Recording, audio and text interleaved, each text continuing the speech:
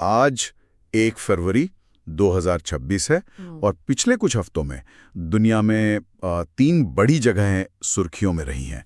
Venezuela, Iran और Ukraine. हाँ, और पहली नजर में देखें तो ये तीनों मामले बिल्कुल अलग अलग लगते हैं। बिल्कुल। एक तरफ अमेरिकी स्पेशल फोर्सेस रात के अंधेरे में एक देश के राष्ट्रपति को उठा ले जाती हैं। दूसरी तरफ ईरान के पास दुनिया का सबसे बड़ा जंगी बेड़ा भेजा जा रहा है। और तीसरी तरफ यूक्रेन में शांति की एक बहुत हल्की सी उम्मीद दिख रही है। जी, और आज हम इसी की तह तक जाएंगे। हाँ। क्या ये सच में अलग अलग घटनाएं हैं या फिर ये एक ही बड़ी कहानी के मतलब 3 अलग अलग हिस्से हैं? अच्छा। आज हम इस बात की पड़ताल करेंगे कि क्या ये तीनों अमेरिका की एक नई ज्यादा आक्रामक अमेरिका फर्स्ट रणनीति का हिस्सा है, एक ऐसी रणनीति जो शायद दुनिया के नियमों को ही बदल रही है। ठीक है, तो चलिए इसे खोलकर समझते हैं। शुरुआत वेनेजुएला से करते हैं, क्योंकि जो वहां हुआ वो तो किसी हॉलीवुड फिल्म जैसा लगता है। हाँ, बिल्कुल। 3 जनवरी को अमेरिकी सेना ने ऑपरेशन एब्सोल्यूट रिजॉल्व के तहत राष्ट्रपति निकोलस मादुरो को उनके घर से ही पकड़ लिया। ये सब हुआ कैसे? ये एक बहुत ही तेज और सटीक ऑपरेशन था। सुबह के करीब 2 बजे जब कराकस शहर सो रहा था, कई धमाकों की आवाजें सुनाई दी। सुबह 2 बजे? जी, और इसके पीछे अमेरिका की सबसे खतरनाक और प्रशिक्षित स्पेशल फोर्सेस थीं, मतलब delta force, 160th special operations regiment. ये वो यूनिट्स हैं जो इस तरह के गुप्त ऑपरेशनों के लिए ही जानी जाती हैं। और उनका मकसद क्या था? उनका एक ही मकसद था, मादुरो और उनकी पत्नी सीलिया फ्लोरेस को पकड़कर अमेरिका लाना। 1 मिनट, अमेरिकी सरकार इसे कानून प्रवर्तन कह रही है। मतलब एक दूसरे देश में अपनी सेना भेजकर वहां के चुने हुए राष्ट्रपति को पकड़ना, ये अपहरण या हमला नहीं कहलाएगा। अंतर्राष्ट्रीय कानून इस बारे में क्या कहता है? यही तो सबसे बड़ा सवाल है। अमेरिका का कहना है कि मदुरो पर नशीले पदार्थों की तस्करी और आतंकवाद के बहुत गंभीर आरोप है और ये कानूनी कार्रवाई थी जिसमें बस सेना ने मदद की। लेकिन बाकी दुनिया तो इसे ऐसे नहीं देख रही होगी। बिल्कुल नहीं, दुनिया के बाकी देश इसे ऐसे नहीं देख रहे। संयुक्त राष्ट्र और कई देशों ने इसे वेनेजुएला की संप्रभुता का खुला उल्लंघन बताया है। खुद वेनेजुएला की उपराष्ट्रपति डेल्सी रॉड्रिग्स ने इसे अपहरण कहा और मदुरो की गैर मौजूदगी में अंतरिम राष्ट्रपति के तौर पर शपथ ली। और इसके बाद जो तस्वीरें आईं वो तो और भी चौंकाने वाली थीं। हाँ। ट्रंप ने सोशल मीडिया पर एक तस्वीर डाली जिसमें मादुरो एक अमेरिकी युद्धपोत पर बैठे हैं, उनकी आंखों पर पट्टी बंधी है और हेडफोन लगे हैं। फिर उन्हें सीधा न्यूयॉर्क ले आया गया। बिल्कुल। और 5 जनवरी को मैनहट्टन के एक अदालत में उन्होंने खुद को निर्दोष बताया। लेकिन इस पूरे ऑपरेशन में सिर्फ गिरफ्तारी नहीं हुई, इसमें जान माल का भी भारी नुकसान हुआ। अच्छा। रिपोर्ट्स के मुताबिक वेनेजुएला के करीब 47 सैनिक और 32 क्यूबा के सुरक्षाकर्मी मारे गए। ये तो बहुत बड़ी संख्या है। क्या मादुरो को पकड़ने के लिए इतना बड़ा सैन्य अभियान और इतने लोगों की जान जाना वाकई जरूरी था? और ये क्यूबा के सैनिक वहां क्या कर रहे थे? आपका सवाल बिल्कुल सही है, और इससे ये भी साबित हो गया कि क्यूबा की सेना वेनेजुएला में मौजूद थी, जिसे दोनों देश हमेशा नकारते आए हैं। हाँ, ये बात तो कभी मानी नहीं है उन्होंने। कभी नहीं। लेकिन यहाँ एक और पहलू है जिसे नजरअंदाज नहीं किया जा सकता, और वो है तेल। अमेरिकी प्रशासन ने बाद में साफ साफ कहा कि वेनेजुएला के तेल तक पहुंच बनाना भी इस ऑपरेशन का एक बड़ा मकसद था। मतलब ये सिर्फ कानून की बात नहीं थी, इसके पीछे सीधा आर्थिक फायदा था। ऐसा ही लगता है। ऑपरेशन के तुरंत बाद अमेरिका ने वेनेजुएला की नई सरकार के साथ 50 मिलियन बैरल तेल सप्लाई करने का सौदा कर लिया। 50 मिलियन बैरल? जी, और सिर्फ इतना ही नहीं, वेनेजुएला में एक नया कानून भी पास करवाया गया जिससे वहां के तेल उद्योग पर निजी कंपनियों का नियंत्रण हो गया। इसके साथ ही अमेरिका ने वेनेजुएला के तेल पर लगे सारे प्रतिबंध भी हटा दिए। तो तस्वीर काफी साफ है। तो अमेरिका ने वेनेजुएला में जो किया वो अपने घर यानी अपने प्रभाव क्षेत्र में की गई एक कार्रवाई थी। लेकिन सवाल यह है कि क्या ये ताकत का प्रदर्शन सिर्फ अपने पड़ोसियों के लिए था या दुनिया के दूसरे हिस्सों में अपने दुश्मनों जैसे ईरान को भी एक संदेश भेजा जा रहा था? बहुत अच्छा पॉइंट है, और ऐसा ही लगता है। वेनेजुएला की घटना के तुरंत बाद अमेरिका का पूरा ध्यान मध्य पूर्व पर चला गया। हाल ही में एक बहुत बड़ा अमेरिकी नौसैनिक बेड़ा, जिसे कुछ लोग आर्माडा कह रहे हैं, खाड़ी क्षेत्र की ओर बढ़ रहा है। आर्माडा, ये तो बहुत भारी शब्द है। इसमें ऐसा क्या खास है? क्या ये सिर्फ डराने की कोशिश है या सच में किसी हमले की तैयारी है? देखिए, इस बेड़े का मुख्य हिस्सा है यूएसएस अब्राहम लिंकन, जो एक एयरक्राफ्ट कैरियर है।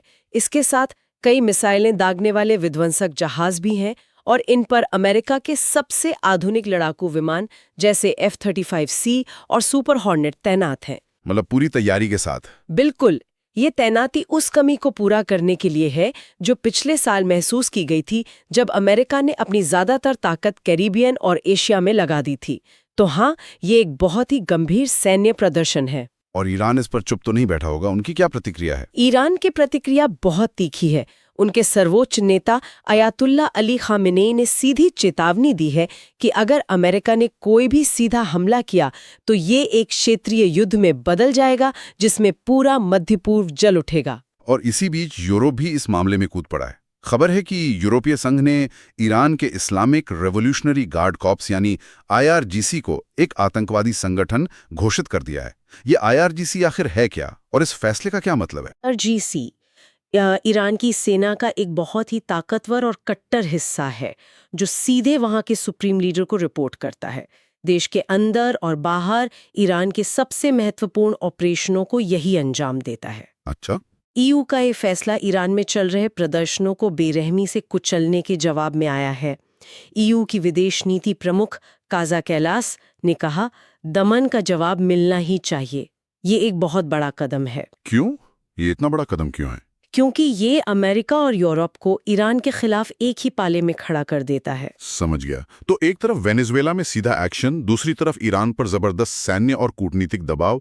लेकिन इन दो तनाव भरे इलाकों से दूर यूक्रेन में कुछ अलग ही चल रहा है। वहां शांति वार्ता की बात हो रही है। हाँ, ये इस पूरी तस्वीर का एक दिलचस्प हिस्सा है। रूस और यूक्रेन के बीच अबू धाबी में बातचीत का दूसरा दौर शुरू हुआ है जिसमें अमेरिका मध्यस्थता कर रहा है। और इसमें कुछ खास हुआ है ना? जी, इसमें एक हैरान करने वाली बात ये हुई कि अमेरिकी राष्ट्रपति के व्यक्तिगत अनुरोध पर क्रेमलिन ने कीव पर हो रहे हमलों को एक हफ्ते के लिए रोक दिया। एक हफ्ते का युद्ध विराम, ये तो बड़ी बात है, लेकिन इसका कारण क्या बताया गया? क्या ये सच में शांति की ओर एक कदम है या कोई दिखावा? आधिकारिक कारण बताया गया है रिकॉर्ड तोड़ ठंड, ताकि बातचीत के लिए थोड़ा बेहतर माहौल बन सके। लेकिन ये रोक सिर्फ कीव और उसके आसपास के इलाकों के लिए ही थी और आज 1 फरवरी को खत्म भी हो रही है। ओह, तो बस आज तक ही थी। हाँ, बाकी जगहों पर लड़ाई जारी है। तो कई एक्सपर्ट्स इसे एक सामरिक विराम मान रहे हैं, ना कि शांति की सच्ची पहल। और इसी अस्थायी शांति के बीच यूक्रेन में एक और बड़ा संकट खड़ा हो गया। 31 जनवरी को पूरे देश का पावर ग्रिड फेल हो गया। हाँ, और यहाँ ध्यान देने वाली बात यह है कि ये किसी नए रूसी मिसाइल हमले की वजह से नहीं हुआ। ये एक तकनीकी खराबी थी। कीव में मेट्रो बंद हो गईं, हजारों इमारतें अंधेरे में डूब गईं। तो फिर इसमें नई बात क्या है? नई बात यह है कि महीनों से लगातार हो रहे रूसी हमलों ने यूक्रेन के ऊर्जा के बुनियादी ढांचे को इतना खोखला और नाजुक कर दिया है कि अब वो एक छोटी सी तकनीकी गड़बड़ी भी नहीं झेल पा रहा। ये कुछ ऐसा है जैसे किसी की इम्यूनिटी इतनी कमजोर हो जाए कि उसे मामूली सा जुकाम भी निमोनिया बन जाता है। आपने बिल्कुल सही मिसाल दी। यूक्रेन के पावर ग्रिड के साथ भी वही हो रहा है। ये युद्ध के उन प्रभावों को दिखाता है जो सीधे बॉम्ब या मिसाइल से नहीं होते, बल्कि धीरे धीरे पूरे सिस्टम को खत्म कर देते हैं। तो चलिए इन सब धागों को एक साथ जोड़ते हैं। वेनेजुएला में सीधा हस्तक्षेप, ईरान पर सैन्य दबाव और यूक्रेन में एक नाजुक सी बातचीत की कोशिश। इन सबको एक साथ देखने पर क्या तस्वीर बनती है? क्या ये सब अमेरिका की किसी नई सोची समझी रणनीति का हिस्सा है? बिल्कुल ऐसा ही लगता है। हाल ही में अमेरिका की 2026 की राष्ट्रीय रक्षा रणनीति यानी NDS जारी हुई है।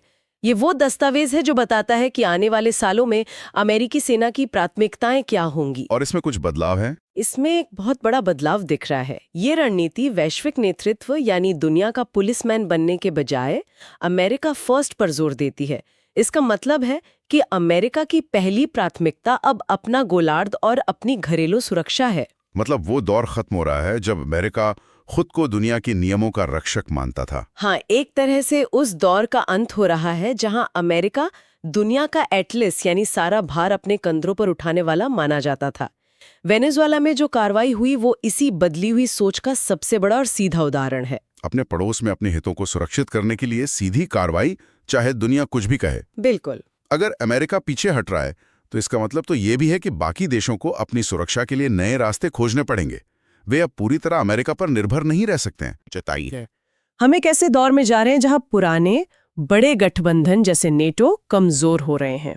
और उनकी जगह बेस्पोक कोएलिशंस ले रहे हैं, यानी खास मकसद के लिए बने छोटे छोटे गठबंधन। लेकिन इसमें एक बहुत बड़ा खतरा भी छुपा है। अगर बड़े गठबंधन टूटेंगे और दुनिया में कोई एक सुपर पावर नियम लागू करने वाला नहीं होगा, तो क्या इससे अराजकता नहीं फैलेगी? ये सबसे बड़ी चिंता है। और इसी से जुड़ी एक और बहुत खतरनाक बात हो रही है। बस 4 दिन बाद 5 फरवरी को न्यू स्टार्ट नाम की परमाणु हथियार नियंत्रण संधि खत्म हो रही है। न्यू स्टार्ट, ये अमेरिका और रूस के बीच वाली संधि है ना? जी, ये संधि अमेरिका और रूस के बीच परमाणु हथियारों की संख्या को सीमित रखने वाली आखिरी बड़ी डील थी। अगर ये संधि खत्म हो गई तो क्या होगा? अगर दोनों देशों के बीच कोई नया समझौता नहीं होता है तो 50 से ज्यादा सालों में ये पहली बार होगा जब दुनिया के 2 सबसे बड़े परमाणु जखीरों पर कोई कानूनी रोक-टोक नहीं होगी। कोई किसी की जांच नहीं कर पाएगा? कोई किसी की जांच नहीं कर पाएगा, किसी को पता नहीं होगा कि दूसरा कितने हथियार बना रहा है। कई विश्लेषक इसे तीसरे परमाणु युग की खतरनाक शुरुआत कह रहे हैं। तीसरा परमाणु युग? हाँ, एक ऐसा युग जिसमें परमाणु हथियारों की होड़ फिर से शुरू हो सकती है बिना किसी नियम के। तो एक तरफ अमेरिका अपनी वैश्विक जिम्मेदारियों से पीछे हट रहा है और दूसरी तरफ परमाणु हथियारों पर से नियंत्रण खत्म हो रहा है। ये तो बहुत ही खतरनाक कॉम्बिनेशन है। बिल्कुल, और यहीं पर आज की बातचीत हमें एक बड़े सवाल पर लाकर छोड़ती है। जब बड़ी शक्तियां वैश्विक जिम्मेदारियों से हटकर अपने संकीर्ण राष्ट्रीय हितों पर ध्यान देने लगती हैं और पारंपरिक गठबंधन कमजोर पड़ जाते हैं, तो क्या दुनिया ज्यादा स्थिर होती है या और ज्यादा अस्थिर? और ये जो नए छोटे छोटे गठबंधन बन रहे हैं, जैसे आपने कहा ब्रिटेन और जापान का, क्या ये दुनिया में शांति बनाए रखने के लिए काफी होंगे या फिर एक वैश्विक निगरानी की कमी के कारण क्षेत्रीय संघर्ष और भी ज्यादा भड़क उठेंगे? बिल्कुल, क्योंकि हर देश को लगेगा कि अब उसे रोकने टोकने वाला कोई नहीं है। हाँ, यही वो सवाल है जिसके बारे में सोचने की जरूरत है। क्या हम एक ज्यादा सुरक्षित दुनिया की ओर बढ़ रहे हैं या एक ऐसे दुनिया की ओर जहां जिसकी लाठी उसकी भैंस वाला नियम चलेगा? इसका जवाब हमें आने वाले कुछ महीनों और सालों में ही मिलेगा।